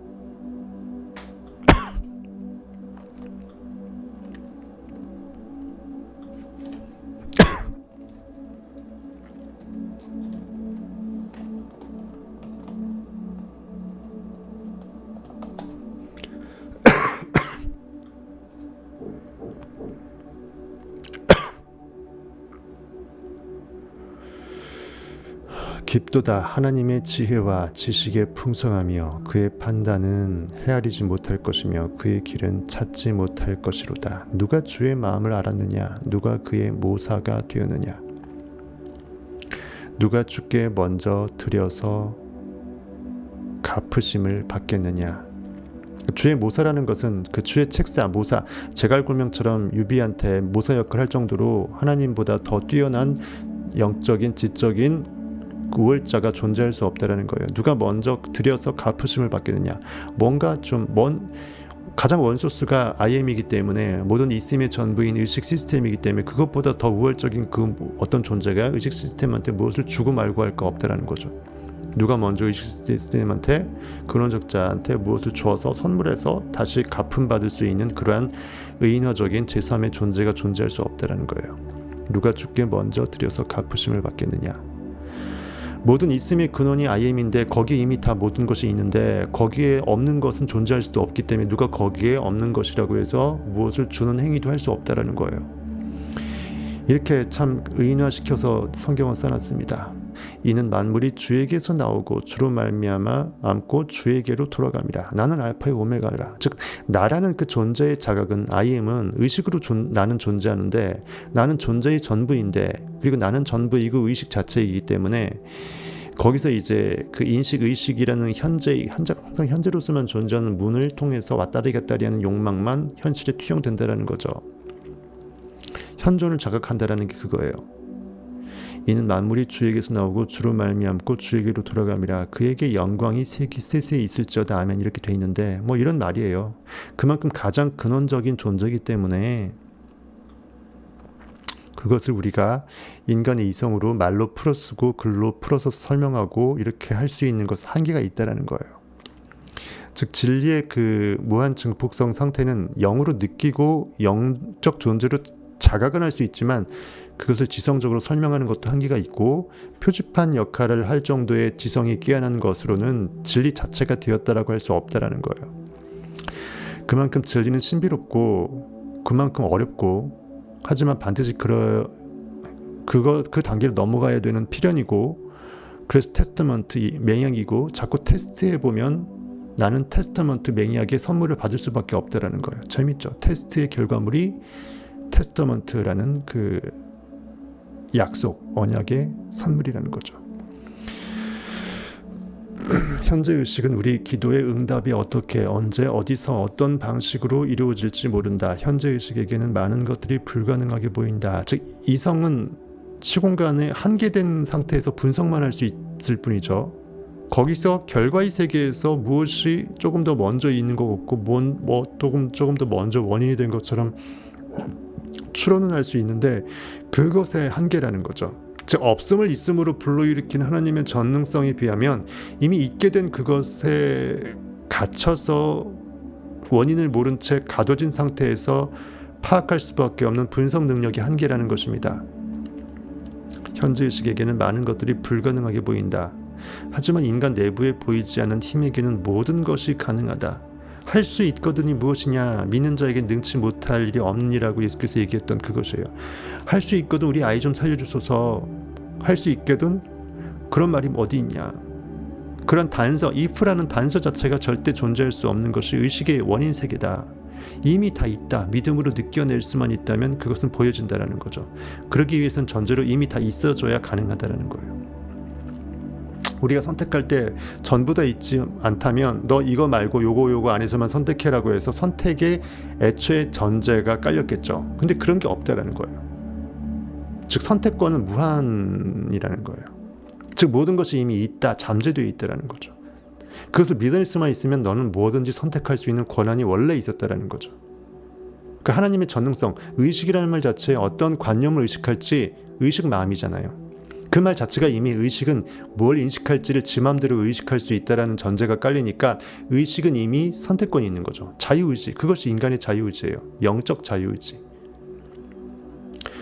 I am that에 무엇을 that으로 특정할지는 I am만이라는 거예요. I am 마음이고 단지 I am과 that을 이퀄시킬 수 있는 믿음이 필요하다. 예수 그리스도 십자가 못이 박힐 필요가 있다. 히브리어 6번째 글자 요테바해에서 와가 필요하다. 그래서 여호와가 요테바해가 창조주 하나님이 될 수 있다는 거죠. 안 그러면 인식은 힘을 잃어버려요. 믿지 못하면 나 스스로 전능한 인식의 전능자임을 내가 못 믿는데 인식이 무슨 힘을 갖겠어요. 인식은 그 자체로 인식이기 때문에 인식해야 인식이 인식될 수 있고 인식해야 인식이 인식의 힘을 발휘할 수 있어요. 말장난 같지만 진짜거든요. 한번 생각해 보세요. 나는 오직 인식인데 인식할 수 없다면 믿지 못한다면 인식할 수 없는 거 똑같아요. 그럼 고기가 되는 거예요. 나는 고기다 해버리면 고기가 되는 거예요. 현실에 있는 결과만 팩트만 믿겠다 해버리면 보이는 것에만 반응하겠다라는 거잖아요. 보이지 않는 것은 불러내지 않겠다라는 거잖아요. 인식하지 않겠다라는 거잖아요. 즉 인식을 철저하게 보이는 결과물에 분석 반응당하는 것으로 가둬내는 것만가 돼버리는 거예요. 그러면 원래 인식이라는 말 자체가 보이지 않는 것을 보이는 것으로 불러내며 있고 인식이라는 말 자체가 무한 관념 의식이고 시공간이 어차피 무제한이고 공간도 차지하는 점보다도 못한 작은 점인데 그것이 어떻게 현실에 보여지는 것에 반응하는 것으로만 인식을 그렇게 가둬버리면 인식의 수억만 분의 1도 인식하지 못한 상태가 되죠. 아시겠죠? 그만큼 인식이라는 말 자체가 뭘 인식할지를 아예 전제로 깔고 있지 않은 인식 그 자체이기 때문에 무한성을 전제로 하고 있어요. 무한성, 잠재성이 이미 전제되어 있는 인식이라는 이 말의 독특함이에요. 소크라테스, 플라톤 유학 다 똑같아요. 별 거 없어요. 결국은 존재, 의식보다 더 근원적인 게 있을 수가 없어요. 있다라는 거, 있음이라는 거는 없지 않다라는 건데 없으면 더 이상 말할 게 없으니까 내가 없는데 나의 존재성을 어떻게 말할 거예요. 없으면 그냥 없는 거예요. 더 이상 논할 가치가 없어. 있음이라는 것은 뭐가 있을지를, 뭐가라는 말이 아직 전제 안 돼 있고 어떻게 있을지라는 말이 전제 있지 않기 때문에 있다라는 말 자체 또한 모든 것을 전제로 해요. 의식이라는 말도 모든 것을 관념할 수 있는 의식이잖아요. 그래서 있음, 존재, 그리고 의식은 각각의 언어 자체가 무한 전부성을 말해요. 그렇죠? 거룩함을 말해요. 그러니까 존재의식인 거예요. I am 하나님은. 존재하는데 무한해. 의식만이 무한할 수 있고 의식만이 시공간에 갇히지 않을 수 있는, 한계에 지어지지 않을 수 있는 유일한 존재이기 때문에 그 존재가 의식이고 의식이 존재인 거예요. 말장난이지만 그게 말장난이 아닌 거예요. 왜? 사람은 인식이기 때문에 인식이란 말 자체가 말장난이 허락이 돼. 왜? 인식장난이니까. 인식 지 마음이잖아요. 뭘 인식할지는. 그러니까는 지가 뭔 말할지는 지 마음이니까 말장난이 맞죠. 그러니까 철학을 어렵게 생각하지 말고 이렇게만 생각해도 결국은 진리를 진짜 진리로서 모르는 어중뛴 애들이 자기 철학이 이렇다 저렇다 하면서 깝죽대는 것이 철학이고, 그 피라미드의 가장 꼭대기에 진리가 있는데 이것은 진리로 깨어난 자만 진리를 자각할 수 있고 진리로 살 수 있기 때문에 그들의 전유물이라는 거예요. 그래서 철학 위에 진리가 있다고 저는 보는 거예요. 그래서 그걸 상징해 사도 바울이 그 모든 자기가 배웠던 그 모든 철학의 할아버지들을 전부 다 배설물로 여기겠다고 했잖아요. 그거예요. 진리를 설명하고 알아채고 해석하는데 도움은 되겠죠. 고전, 인문고전, 당연히 저도 공부가 도움이 됐고요. 안 그랬으면 저 이렇게 해석 못했을 거예요. 그런 공부가 아예 없었다면. 기본적인 성경 지식도 마찬가지고.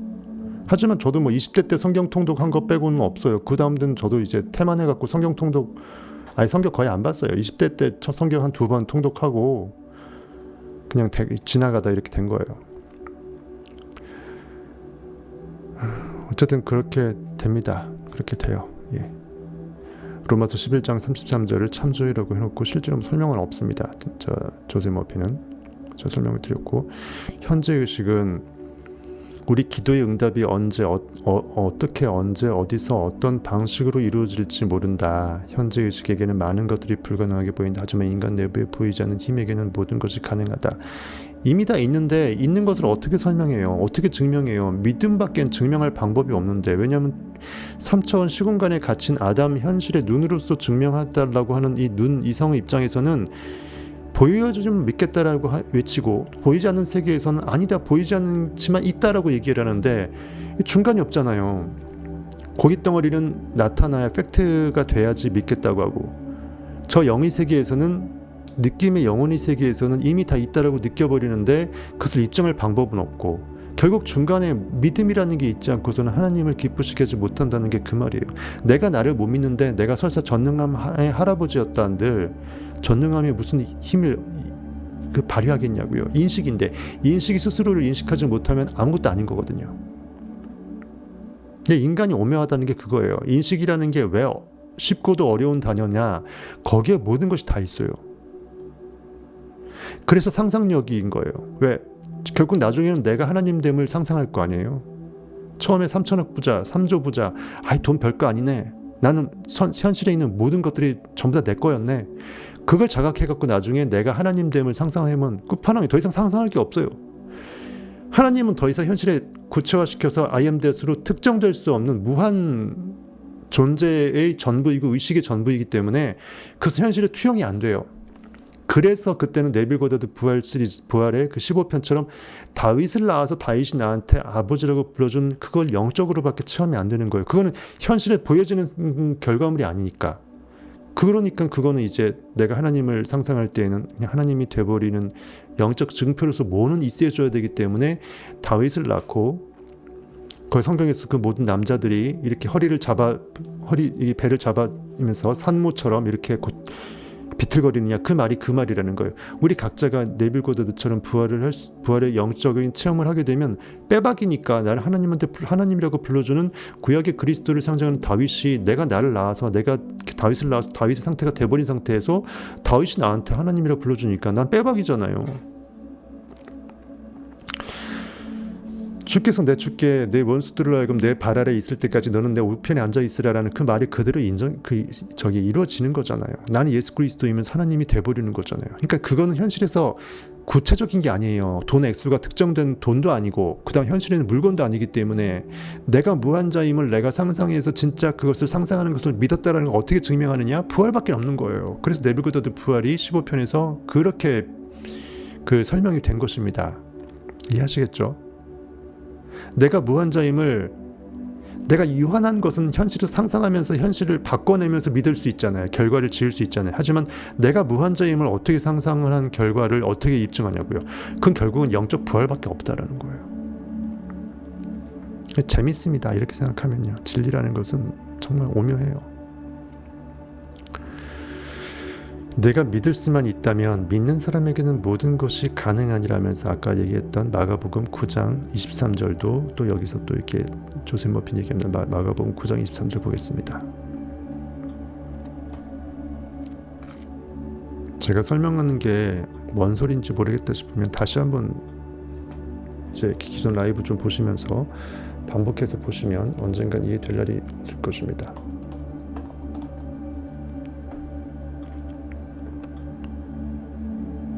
이런 게 이해가 되면 웬만한 철학서들은 안 읽고도 어려운 뭐 플라톤 안 읽고도 플라톤 할아버지가 되는 거예요. 너무 쉬운 진리를 어렵게 써놓은 게 철학이거든요. 어려워야 자기들만 얘기가 되고 지위가 높아 보이고 대단해 보이니까 어렵게 써놓은 거예요.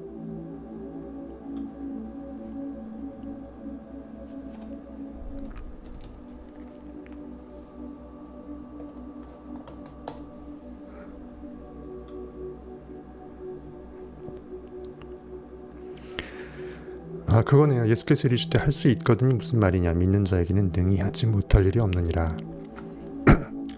그러니까 아버지가 자기 아들 내미가 있는데 맨날 귀신에 홀려갖고 미친놈처럼 왔다리 갔다리 하니까 불과 물에 자주 던져져갖고 얘가 미쳐 돌아가신다. 즉 의식이 제대로 완벽하게 바로 서지 못하고 미쳐있다. 얘 좀 구해달라. 내 안에 있는 욕망이 거의 미쳐 돌아가신다. 죽어져 나간다. 그것 좀 살려달라. 원래 욕망은 하나님이 원래 완벽한 그 완성형으로 의식 시스템에 이미 있는 것을 주는 선물이다. 선물은 준비되지 않고 선물이라고 할 수 없잖아요. 아직 나중에 선물 줄 거거든. 아직 선물 안 샀어. 그건 선물이 아닌 거예요. 하나님이 나에게 주신 욕망은 이미 완벽한 풀세트로 종합 선물 세트로 있는 선물이에요. 그런 의미에서 할 수 있거든이 무슨 말이냐. 이미 있는 것을 왜 할 수 있다고 하느냐. 할 수 있는지 없는지 이렇게 조건을 다느냐 이거예요. 이미 이 자체가 믿음이 없는 자의 마음 상태를 그대로 빗댄 거라는 거예요. 진짜 믿는다면 할 수 있을지 없을지 내가 고민을 안 한다는 거예요.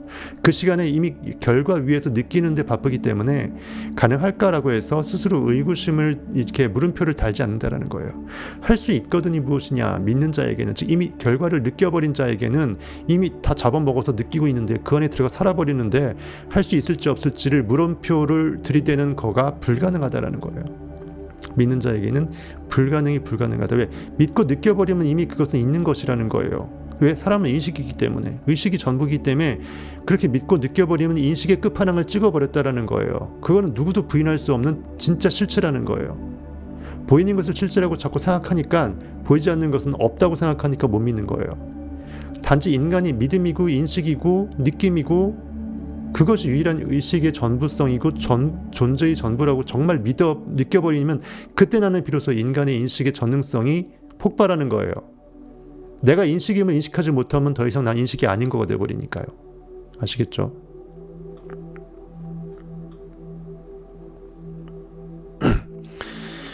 (29절에서) 하나님의 어린 양은 12궁도에서 태양이 백양궁, 그러니까 그 양, 하얀 양, 그 태양의 그 궁자리를 그렇게 네이밍했다라는 것을 이미 여기서 이 고대인들은 진리를 깨우쳐갖고 애초에 이렇게 비유로 그 성경을 만들 생각을 한 거잖아요. 태양이 백양궁 자리로 들어가는 걸 상징한다.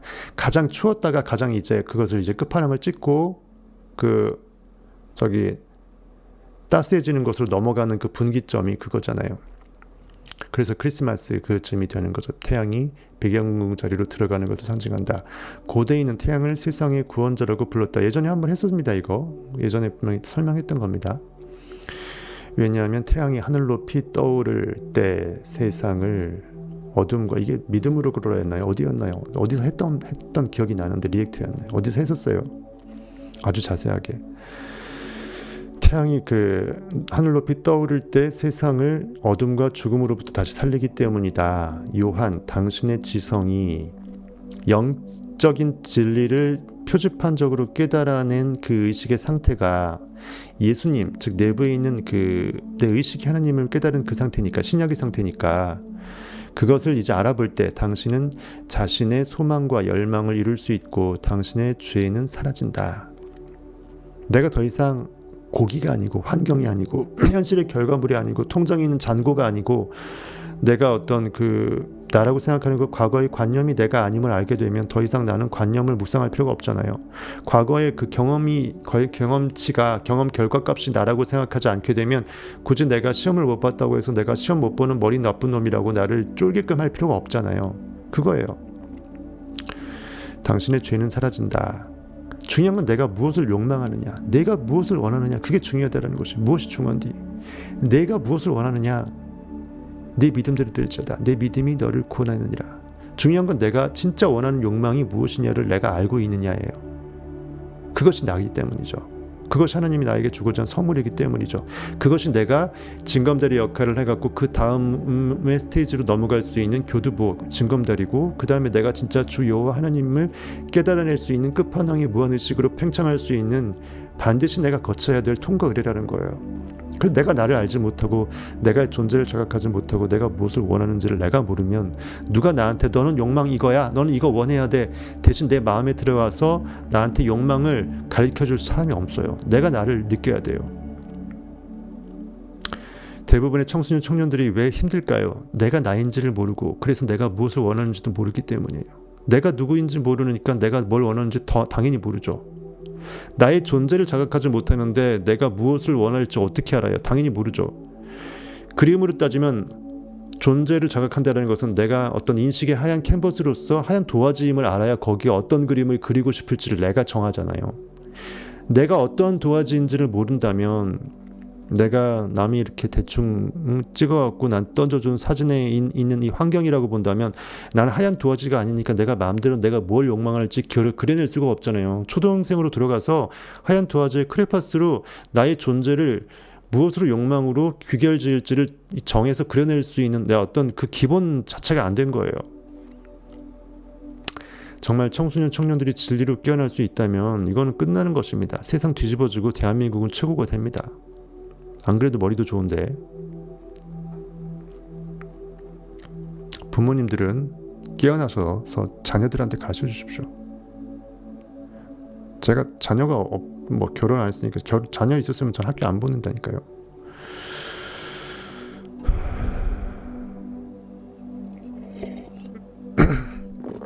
그 다음에 그 30절로 넘어갑니다. 30절, 31절 쭉 나오는데 30절부터는 또 다른 적이기 때문에 다시 한번 볼게요. 30절.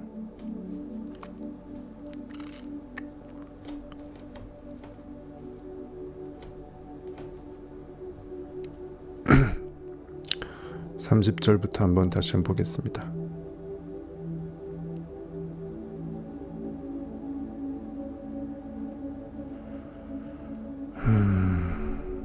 에레스님, 사라코너님, 제제이님 열심히 듣고 있죠?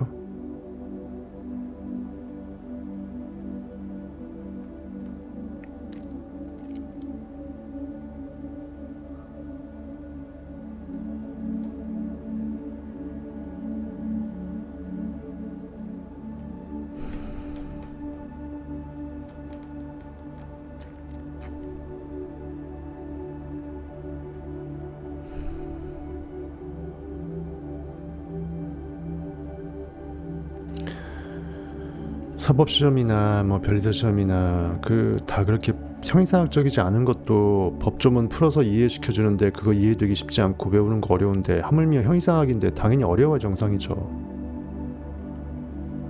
쉬우면 좀 제가 조금 운이 좋은 거고요. 저는 좀 특이한 케이스고 어려운 게 이해가 안 되는 게 정상입니다. 중요한 건 내가 그것을 간절히 알기 원하느냐, 그게 정말 중요한 거예요. 어차피 그러면 원하는 데는 장사가 없거든요. 원하면 알게 돼 있습니다. 간절하면 있다면.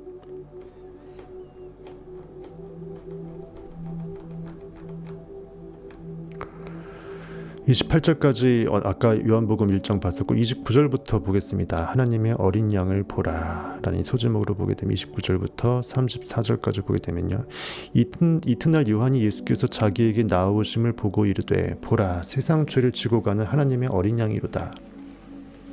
내가 전에 말하기를 내 뒤에 오는 사람이 있는데 나보다 앞선 것은 그가 나보다 먼저 계심이라 한 것이 이 사람을 가리킴이라. 나도 그를 알지 못하였으나 내가 와서 물로 세례를 베푸는 것은 그를 이스라엘에 나타내려 함이라 하니라. 요한이 또 증언하여 이르되 내가 봄에 성령이 비둘기같이 하늘로부터 내려와서 그의 위에 머물렀더라.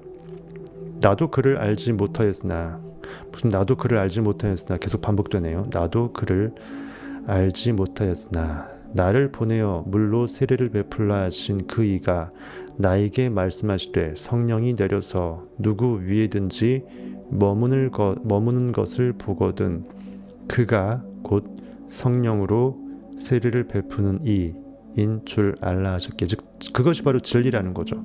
성령으로 불로 세례를 베푼다라는 것은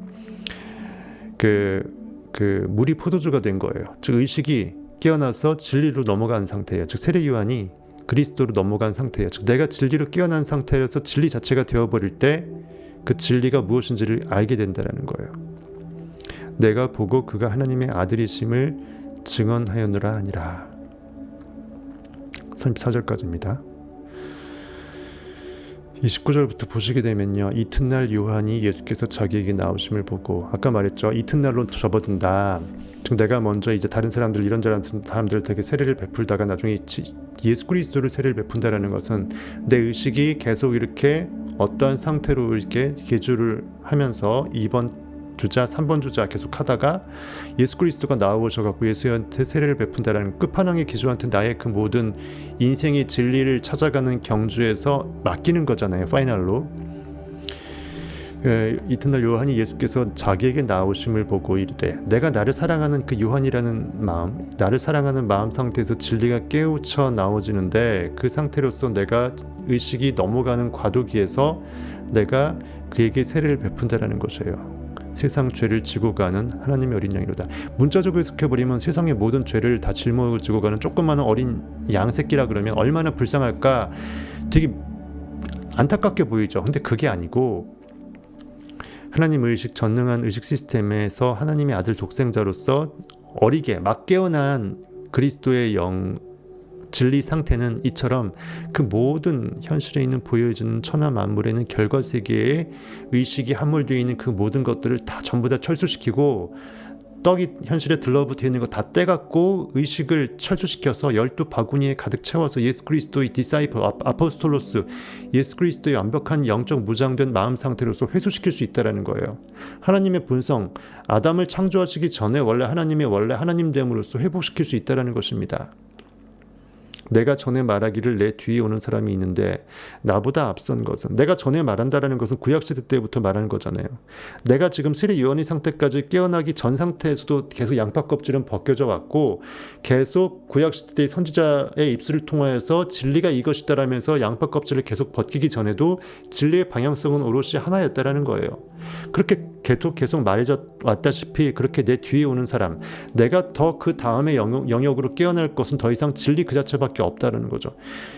그러니까 세례 요한의 상태하고 진리이신 예수 그리스도 상태는 중간이 없어요. 왜냐하면 이미 내 의식이 하나님을 깨달았고 거기서 회개해서 선회해서 돌이킬 고칠 계기 때문에 짬짜면이 없어요. 짜장면에서 짬뽕으로 넘어가면 짬뽕일지 짜장면일지 둘 중에 하나만 해야 돼요. 세례 요한이 반 있고 예수 반 섞인 짬짜면은 불가능하다는 걸 뜻한 겁니다. 말하자면 그래요. 내 뒤에 오는 사람이 있는데 나보다 앞선 것은 그가 나보다 먼저 계심이라. 그는 나보다 앞선 원인 세계의 존재다라는 거죠. 즉 항상 현재로서만 존재하는 의식의 영원 상태는 시간의 크로노스적인 째각째각 가는 시간순으로 공간 가운데 한계 지어진 그 영역이 아니라 모든 것이 원래 전보다 있는 의식의 전체 집합 이후 시스템 자체이기 때문에 법칙 자체이기 때문에 그것은 원래 4차원의 세계다라는 거죠. 나보다 먼저 앞선 상태이고 원인 상태라는 거예요. 이렇게 그가 나보다 먼저 계심, 원래 존재했다라는 거죠. 만유, 모든 있음의 근본이라는 거예요. 원소스라는 것입니다. 먼저 있다라고 먼저 계신 미라 한 것이 바로 이 사람을 가리킴이라. 즉 내가 깨어나야 될 진리는 원래 있었던 나의 존재 자체라는 거고 그걸 발견해 나가는 과정이라는 것입니다. 그 다음에 고백합니다. 나도 그를 알지 못하였으나 여기서 알다라는 것은 진리 표지판적으로는 깨어났지만 진리 자체는 아직은 못된 상태 입장에서는 넘사벽이 3차원과 4차원 간의 그 거리감이 있기 때문에 내가 그 성경에서 말하는 진리를 알지니 그 안다라는 것은 지식으로 안다라는 것이 아니고 영적으로 서로 만났다라는 거예요. 진리 상태가 돼버린 상태가 된 거예요. 인식이. 즉 진리 자체가 돼버린 거죠. 그래서 여기서 사도 바울 세례 요한은 나도 그를 알지 못하였으나라고 한 거예요. 그걸 두 번이나 얘기하잖아요. 30절에도 그렇고 33절에도 그렇고 똑같은 말 하잖아요. 나도 그를 알지 못하였으나. 왜일까요? 그만큼 중요한 말인데 우리가 세례 요한의 포지션을 이렇게 형이상학적으로 깨우쳐내기 위해서는 성경 저자들이 이 대부분 이건 뭔 소리인지 모를 거기 때문에 세례 요한을 또 예수님처럼 고기로 알 거기 때문에 이렇게 해서 빗댄 거예요. 나도 그를 알지 못하였으나 내가 와서 물로 세례를 베푸는 것은 내가 온다라는 것은 진리 상태로 넘어가는 그 다리에 진리의 다리를 건너는 거죠. 내가 오는 거죠. 어디로? 진리로 오는 거죠. 내가 와서 물로 세례를 베푸는 것은 내 의식의 상태를 계속 정화시켜서 그리스도로 내 의식이 하나님으로 깨어나서 진짜 의식의 하나님성을 계속 본질로서 내가 이제 버전이 완벽하게 탈바꿈되는 것은 그를 이스라엘에 나타내려 함이라. 이스라엘 백성. 내 마음의 모든 세포들한테 나의 나됨을 완벽하게 확성기를 대고 질러버리는 거예요. 다 이뤘도다. 모든 것이 이루어졌다. 네빌보다도 부활해서 네빌이 완전함을 묵상했을 때 다 끝났다. 모든 것이 완벽함으로 해결되었다. 그 포효처럼 완벽하게 내 마음 상태들한테 깨우쳐 먹게끔 다 질러주는 거예요. 이스라엘에 나타내려 함이라. 요한이 또 증언하여 이르되 내가 봄에 성령이 비둘기같이 하늘로부터 내려와서 그의 위에 머물렀더라.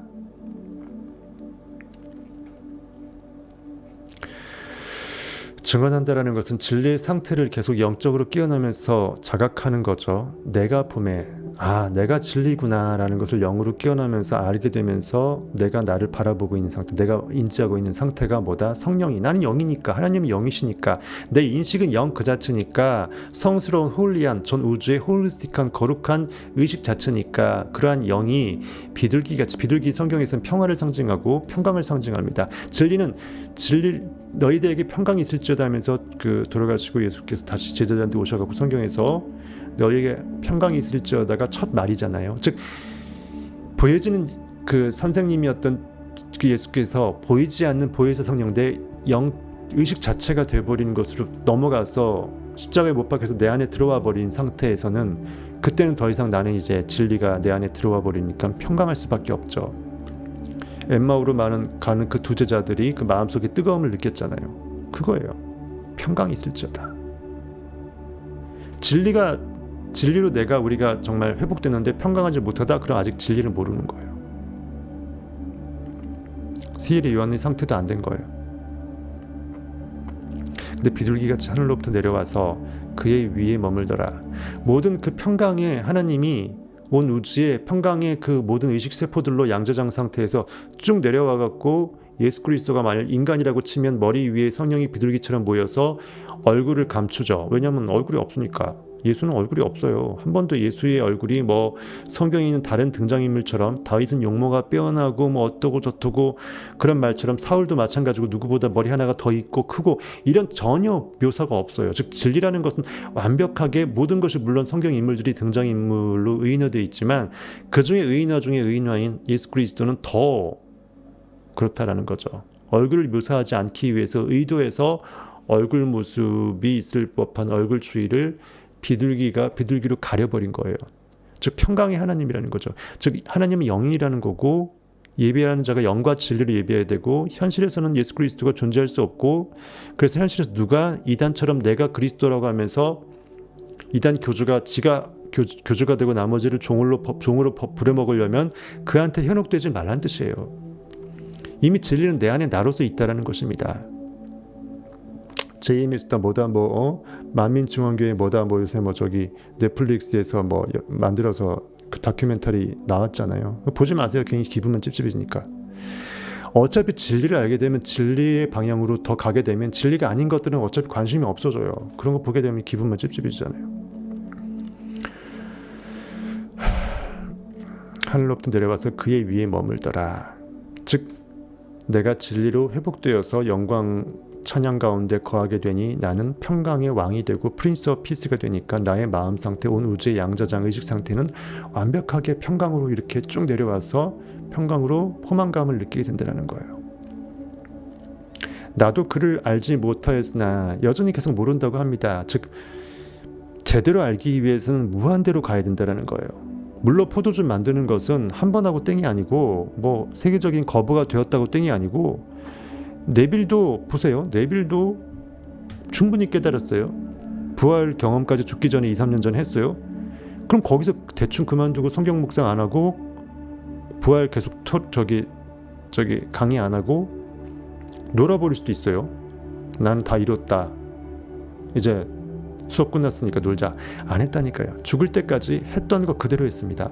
이미 영적으로 부활 경험을 했음에도 불구하고. 왜일까요? 내가 여러분들과 함께 있으면 여러분들에게 유익하다. 나는 이미 육체의 옷을 벗기를 원한다. 지금이라도 가길 원한다. 내가 원래 있어야 될 IM으로 가야 된다. 하지만 여러분들한테 더 진리를 설파할 그 무엇이 남아있기 때문에 이러고 있다라고 고백했잖아요. 그거예요. 나도 그를 알지 못하였으나 나를 보내어 물로 세례를 베풀라 하신 그이가, 즉 마지막 파이널 개주한테 바통 타치하라는 그 진리의 메아리가, 즉 내 진리의 의식의 정화 작업이 점점 정화로 이루어지면서 무엇을 파이널 주자로서 존재로 자각시키기 위해서 그 정화가 필요한지 정화의 목적 상태가 뚜렷해진 상태라고 빗댈 수 있겠네요. 물로 세례를 베풀라 하신 그 이가 나에게 말씀하시되, 즉 결국은 정화의 끝판왕은 내가 하나님 됨을 아는 거잖아요. 그래서 그 팔복 가운데 산상수훈 팔복에도 마음이 청결한 자는 하나님을 볼 것이라고 돼 있잖아요. 불순물이 없어지면 이 자체가 나이구나라고 깨닫게 되는, 하나님을 마치 보고 있는 것처럼 그 하나님을 보는 상태가 돼버린다라는 거예요.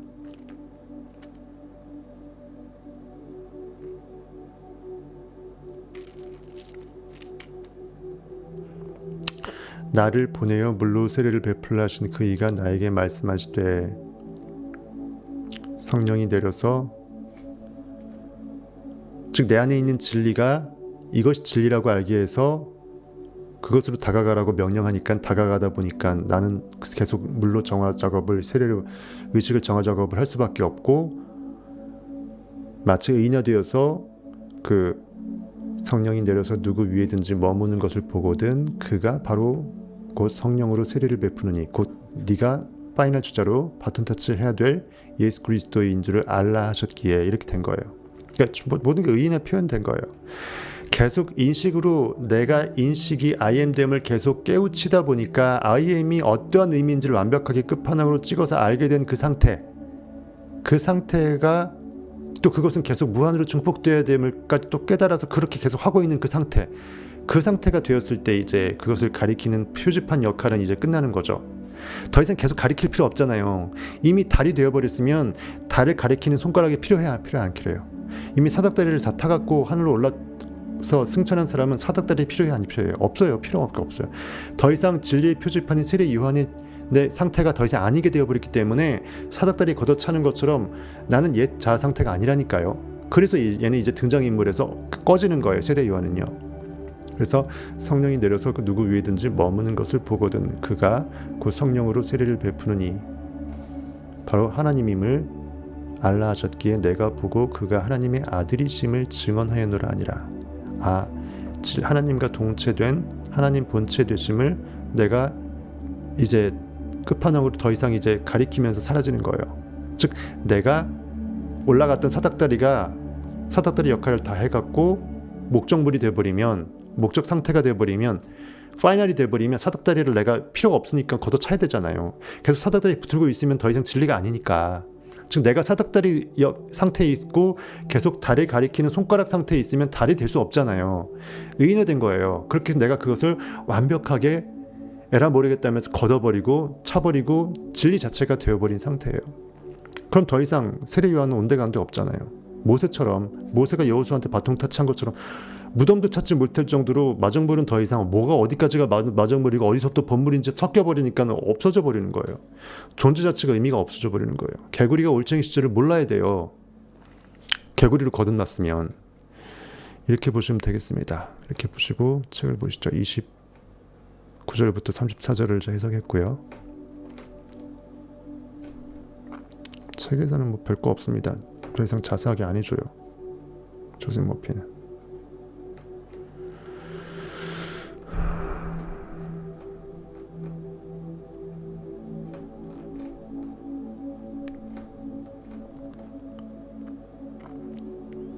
어... 30절에 보게 되면 이분이 내가 전에 내 뒤에 오시는 분이 나보다 앞선 것은 그분이 나보다 먼저 계셨음이라고 말했던 그분이라. 나는 그분을 알지 못하였지만 그분을 이스라엘에게 알리려고 내가 물로 침례를 주러 왔노라 하고 하더라. 또 요한이 증거하여 말하기를 나는 성령께서 하늘로부터 비둘기같이 내려와 그분 위에 머무시는 것을 보아노라.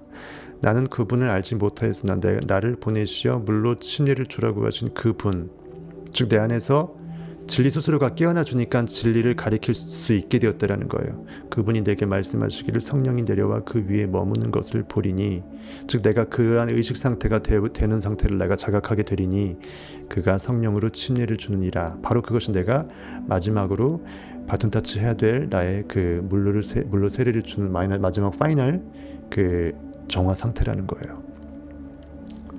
내가 보았고 그분이 하나님의 아들이심을 증거하노라 하고 하니라. 그 35절에 그 다음날 다시 요한이 35절은 제가 설명 안 했던 거죠. 그러니까 책이 35, 36, 37, 38 계속 그냥 성경 말씀만 드립다 그대로 해놓고 간단하게 그냥 그렇게 넘어갑니다. 특별히 해설 자체가 별로 없어요. 뒤에 한꺼번에 뭐 나오긴 하는데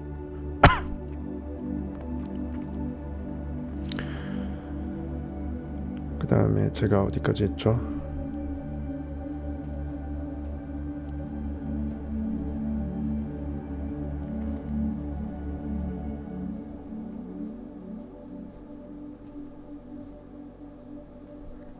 그 다음에 35절부터 42절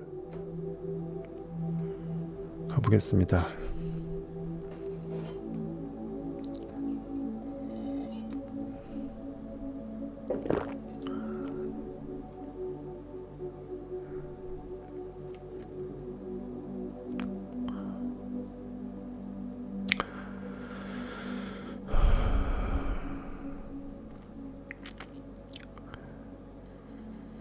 또 이튿날 요한이 자기 제자 중 두 사람과 함께 섰다가 예수께서 건의심을 보고 말하되, 세례 요한이 이튿날 세례 요한이 자기 제자 중 35절입니다. 두 사람과 함께 섰다가 예수께서 건의심을 보고 말하되 보라 하나님의 어린 양이로다. 두 제자가 그의 말을 듣고 예수를 따르거늘. 재밌습니다. 분명히 세례 요한이 제자라고 돼 있어요. 물로 세례를 주는 세례 요한의 제자, 즉 세례 요한은 진리 표지판이죠. 진리가 이것이라고 영적 지성으로 깨워진 그 상태에서 그것의 그 제자된 마음의 상태, 거기서 파생된 가르침을 받은 마음의 상태가 두 제자로 빗댄 거예요. 그 제자가 재미있는 게 예수께서 건의심을 보고 말하되 세례 요한이 보라 하나님의 어린 양이로다. 아까 얘기했잖아요. 보라 영으로 깨어났으니까 내 마음의 상태를 보라. 이 존재의식 IM이 이렇게 깨어나면 그것을 이렇게 증인 역할하는 어린 양의 상태가 있을진데 내가 무엇을 욕망하던 그것은 내 안에 있는 그리스도가 되는 것이고 그것이 막 깨어난 욕망, 막 내가 태동돼서 그것을 느끼게 된 3천억 3조의 부의 그리스도 상태를 할지라도 이것이 막 깨어난 어린 양 욕망의 상태가 나의 그리스도이기 때문에 하나님 나에게 주신 선물이고 하나님의 독생자 예수 그리스도 진리라는 거죠. 하나님의 어린 양이로다. 근데 그 두 제자, 즉 세례 요한이 제자였다가 세례 요한의 제자, 그 내가 진리의 표지판으로 깨어난 그 상태에서 거기서 뭔가 파생시킨 두 제자, 두 마음의 상태가 그의 말을 듣고 세례 요한이 저기 예수 온다라고 얘기하니까 예수를 따르거늘. 재밌습니다. 세례 요한이 두 제자가 자기 스승을 배신한 거예요. 현실에서는 있을 수 없죠. 두 제자가 그의 말을 듣고 예수를 따르고. 왜냐하면 세례 요한은 등장인물로 뒤로 꺼져야 되기 때문에 사닥다리는 걷어 찾아야 되기 때문에 뭔가 거기서 이제 마치 바통을 타치하는 의미로 그 제자들이 선생을 갈아타는 거예요.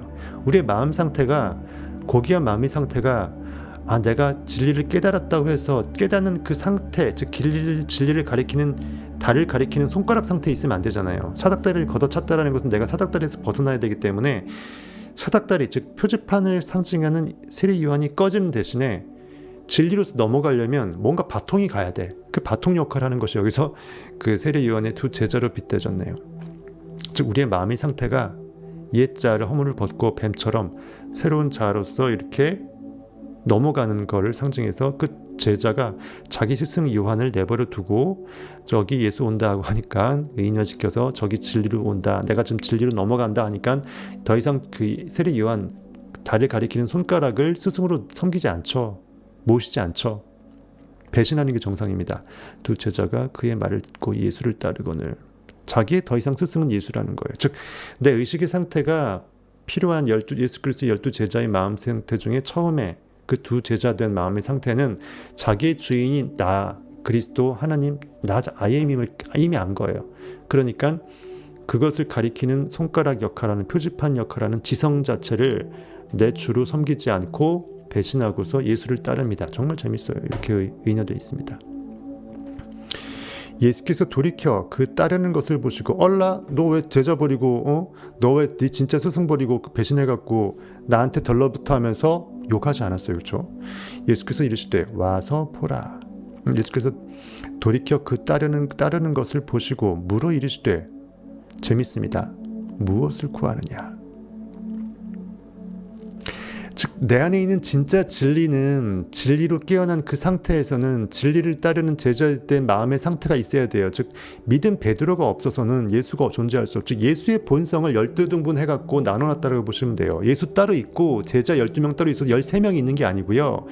진리가 이렇다라고 의인화돼서 가상을 한다면 진리의 속성들이, 진리의 파편들이 12조각으로 나눠져 있는 거예요. 마치 그 12궁도 저기 그 시계 1시부터 12시까지 이렇게 있는 것처럼 12개로 딱 나눠져 있는 거예요. 그래서 믿음이라는 것도 필요하고, 용기도 필요하고, 안드레 용기도 필요하고, 야고보 정의도 필요하고, 다 그런 거예요. 무엇을 원하느냐. 그러니까 예수는 항상 그랬어요. 성경에서 네가 무엇을 원하느냐, 네 믿음대로 될지어다. 즉 내가 무엇을 구하는지를 좀 알고 살아라라는 거죠. 진짜 진리로 깨어난 것은, 제자들이 예수 그리스도를 따르자마자 바로 제자들한테 물어본 것은 내 마음 상태한테 내 안에 있는 진리가 물어보는 거예요. 내 마음의 상태요. 나는 무엇을 원하느냐, 무엇을 원하는지 너는 알고 사느냐.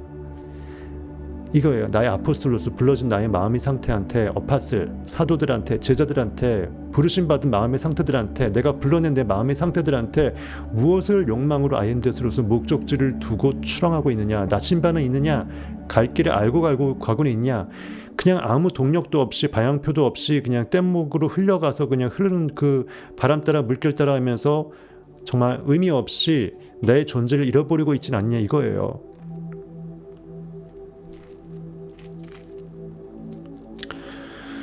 그래서 예수께서 돌이켜 그 따르는 것을 보시고 너 왜 배반하느냐 이렇게 안 합니다.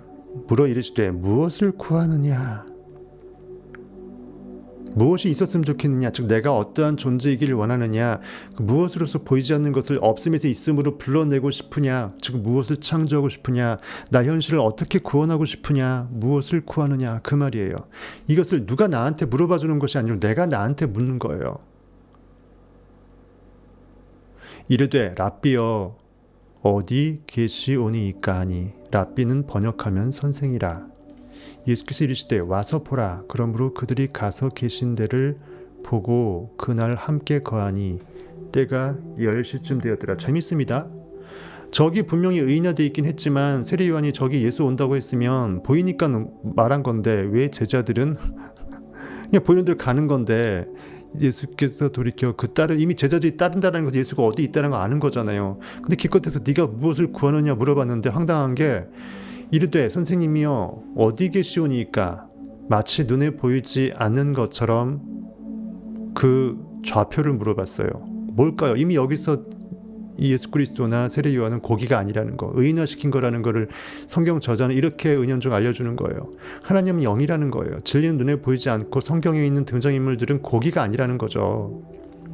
즉 진리라는 것은 확실한 좌표가 필요하다. 어디 계시오니까, 어디로 내 마음의 상태가 따르오리이까. 나한테 무엇을 구하느냐라고 물어봤던 내 진리여, 내가 무엇을 구할지를 알기 위해서 내가 누구인지를 먼저 알기를 원하오니 내가 누구입니까? 어디 계시오니까. 그런 말 아닐까요? 어디 계시오니까. 진리가 어디서 메아리 치는데 나인 것 같은데 그 나라는 것은 과연 무엇일까요? Who am I? 그 물음표예요. 어디 계시오니까. 그러니까 이제 등장인물로 사람으로 인화되어 있으니까는 예수가 어디 있는지 이렇게 좌표를 찍어달라고 해서 어디 계시오니까 해서 where로 이제 비유된 거고, 실질적으로 내가 Who am I인 거예요. 그렇게 하니 예수께서 이르시되 와서 보라. Come on, 와서 보라.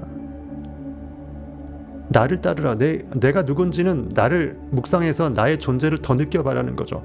더 나에게로 더 와라. 그리고 또 보라는 것은 영적으로 깨우쳐 보라는 거예요. 그러므로 그들이 가서 계신 데를 보고 어디 있구나. 눈에 보이는 저기 그냥 역사 스페셜이고 고깃덩어리라 그러면 예수가 살고 있는 곳을 움막을 뒤졌겠죠. 그게 아니라 예수는 여기 있구나. 진리의 본질은 이거구나. 나는 나였구나. 내가 의식으로 존재했고 의식은 왜 만유의 근원이고 내가 왜 나의 존재를 항상 실존으로 현존으로 자각해야 되는지가 바로 이런 거구나. 이런 모든 진리의 속성들을 내가 제대로 깨우치고 느껴냈을 때의 제저된 마음의 상태예요.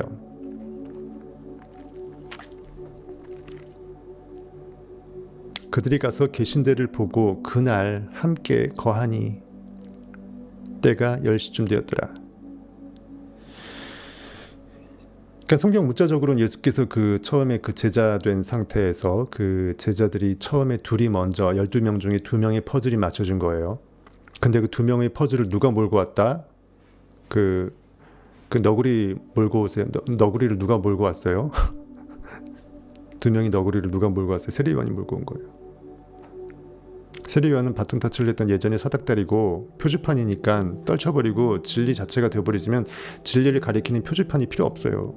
그 의식 상태 있으면 안 돼요. 그러면서 바통을 어쨌든 그 바통 역할을 하는 것이 예수 그리스도의 제자로서 12명이 반드시 필요할진데 거기서 처음에 마중물 역할하는 12명이 짜맞춰진 거예요. 그러면서 그날 함께 거했다. 때가 10시쯤 되었더라. 요한의 말을 듣고 예수를 따르는 2사람 중에 하나는, 요한이라는 거 세례 요한이에요. 세례 요한이 예 스승이고 이제 저기 예수 있다 그러니까는 자기 스승 이제 나물러라 하고 진짜 스승한테 온 거잖아요. 예수를 따르는 2사람, 내가 진리로서 내 마음이 세팅됐을 때의 그 12제자의 마음의 상태 중에 불러져야 될 마음의 12가지가 있으면 그 중에 2가지 세팅이 먼저 불러져 와서 세팅이 된 거예요. 준비된 겁니다. 예수를 따르는 2사람 중에 하나는 시몬 베드로 형제 안드레라. 즉 베드로가 형이 안드레인데 안드레가 먼저 불려왔어요. 아포스톨로스, 아파슬이 된 거예요. 디사이플 제자가 된 거예요. 용기가 먼저 들이댔을 때 나중에 안드레가 베드로를 다른 성경에 보게 되면 데리고 오거든요. 용기 있게 먼저 들이댔을 때 이것이 믿을 대상이구나 하면서 믿음이 그때 뒤따라와서 더 믿게 되는 거예요. 즉 안개 속을 가보지 않고서는 그 다음에 나의 갈 길이 어떻게 보일지를 알 수가 없다라는 거예요. 이것이 긴지 아닌지 알 수가 없다라는 것입니다. 들이댈 수 있는 용기가, 결단이 있을 때 믿음이 제대로 믿음의 파워를 발휘할 수 있다는 거예요. 그가 먼저 자기의 형제 시몬을 찾아 말하되, 그러니까 불러져 왔던 그 2 중에 한 명이 안드레인데 자기 동생부터 챙겼겠죠. 남 챙기기 전에, 모르는 사람 전도하기 전에 자기의 동생부터 데려올 거 아니에요. 그것이 바로 시몬 베드로, 예수 그리스도의 주추토 역할을 하는, 반석 역할을 하는, 개바라고 하는 베드로, 믿음이라는 거예요. 그가 먼저 자기의 동생 되는 그 시몬 베드로를 찾아 말하되, 시몬의 애칭이고, 그렇죠? 우리가 메시아를 만났다. 하고 메시아는 번역하면 그리스도라. 아, 내가 진짜 나를 구원할 수 있는 구원 주체를 알았는데 알고 보니까 파랑새는 어디 현실에 없더라. 내 안에 나로서 있었더라. 내 인식이 나의 전부이고 만우주의 근원이고 그것이 나를 구원할 수 있는 유일한 파워고 모든 에너지의 근원 오브 더 근원이더라. 생각이 아무것도 아닌 뻥한 줄 알았더니 의식이 모든 에너지의 근본이더라. 모든 에너지 양자장들을 전자기장을 다 헤쳐 모여서 오케스트라 지휘할 수 있는 그 지휘자는 한 명인데 어느 오케스트라도 지휘자가 둘이 있지 않잖아요. 한 명인데 모든 세션맨들이 그만 바라보면서 모든 각자의 그 악기들을 하모니를 연출하는 그 퍼포먼스를 연출하는 그 표대 역할하는 것이 그 지휘자잖아요. 아, 나의 구원자 메시아는 따로 있지 않고 내 인식이었구나. 그것이 진리였구나. 그것이 그리스도였고 이렇게 불러줘온 내 마음의 상태는 먼저 용기로 들이댔는데 알고 보니까 믿음이 필요하네. 믿음 열로 와 하면서 내 동생 믿음을 상징하는 베드로를 데리고 온 거예요. 그렇게 데리고 예수께로 오니 예수께서 보시고 이르시되, 그러니까 용기가 믿음을 데리고 왔잖아요. 내가 요한의 아들 시몬이니, 너 잘 왔다. 네가 사실 12명 중에 네가 대빵이다. 사실상 믿음은 모든 것들을 포함하고 있다. 믿음에는 용기가 있어야 되고요. 믿음에는 고귀함이 있어야 되고, 믿음에는 요한 사랑의 마음도 있어야 되고, 믿음은 이미 다 포함하고 있는 말이거든요. 내가 요한, 즉 사랑의 아들이다. 나를 사랑하는 마음으로부터, 세례 요한이잖아요. 세례 요한 사랑하는 마음으로부터 그것이 제자였던 용기 안드레가 너 믿음을 동생도 있기 때문에 데리고 왔구나. 내가 요한의 아들 시몬이니, 즉 나를 내가 사랑할 수 없으면 내가 나를 결코 믿을 수 없기 때문에 사랑하는 마음의 상태로부터 파생된 믿음이오니 요한의 아들 시몬이니, 시몬은 고귀함을 드러내는 마음이오니, 내가 나를 사랑할 때 그것에 파생된 마음의 상태가 요한의 아들이 시몬인데 시몬은 고귀함이다. 내가 나를 사랑하지 못하면 현실에 저주받는 것만 생각하기 때문에 나를 고귀히 여길 수 있는 마음이 없죠. 그 좋은 소리를 복음을 드러낼 일이 없습니다. 필터링이 안 돼요. 현실에 정말 엉망 같은 그러한 것들에 현혹돼 갖고 방송이고 나발이고 다 때려치고 싶어진다니까요. 내가 뭔 짓 하나 싶어진다니까요.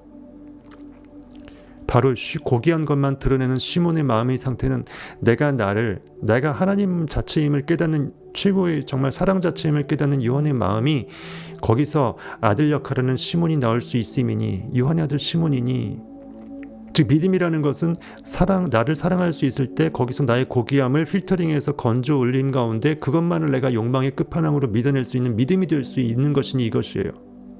장차 개발하리라. 개바는 번역하면 베드로, 반석이다. 이 믿음이 끝판왕이구나.